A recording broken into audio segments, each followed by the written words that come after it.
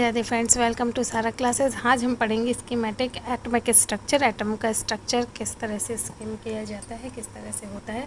तो ये हमने लास्ट क्लास में पढ़ा भी था कि इसमें जो ऑर्बिट्स में जो नंबर ऑफ इलेक्ट्रॉन्स होते हैं, इन ऑर्बिट्स नंबर ऑफ इलेक्ट्रॉन्स ये होते हैं 2n²। यहाँ पर n इज़ इक्वल टू 1 2 3, यानी कि ये कहलाता है number of orbits. This is number of orbits. Okay, तो इस अकॉर्डिंगली होता है। यानी कि हम इसको पहले एक बार इसी तरह से समझ लें कि यदि n इज़ इक्वल टू 1 है, यानी कि कौन सा शेल है यहाँ पर, के शेल। ओके, के शेल। ओके, सो यहाँ पर क्या होगा, नंबर ऑफ इलेक्ट्रॉन्स कितने होंगे, ये होंगे 2n²।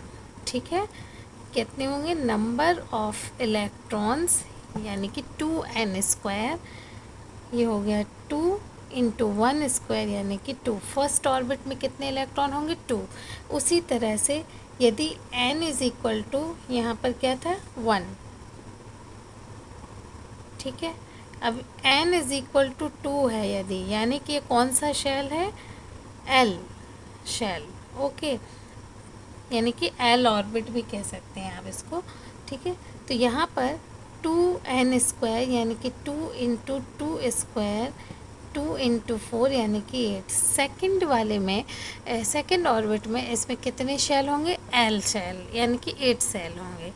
इसी तरह से n का वैल्यू यदि 3 है तो थर्ड शेल में 2n² के अकॉर्डिंग 2 × 3² यानी कि 9 × 18। इसी तरह से ये नंबर ऑफ ऑर्बिट्स के अकॉर्डिंग ये बढ़ता चला जाता है। तो जो आउटर मोस्ट जो ऑर्बिट होता है उसमें 8 शेल तो मैक्सिमम होनी ही चाहिए, ये कंपलसरी है। अब हम देख लेते हैं कि इसको किस तरह से एटम्स में हम लिख सकते हैं। कल हम कुछ एटम्स को लेकर उसको ऑर्बिट्स में बताएंगे। अभी हम देख लेते हैं, जैसे कि यदि हम बात करें हाइड्रोजन की, हाइड्रोजन एटम की बात करें तो ये हो गया न्यूक्लियस और इसका फर्स्ट शेल है के शेल। ठीक है, के शेल या के ऑर्बिट। तो हाइड्रोजन में का एटॉमिक नंबर होता है 1, तो इसमें सिर्फ एक इलेक्ट्रॉन आउटर में रहेगा। ठीक है, हीलियम में 2 होते हैं, तो यहाँ पर आउटर में रहेंगे 2। ठीक है, कल हम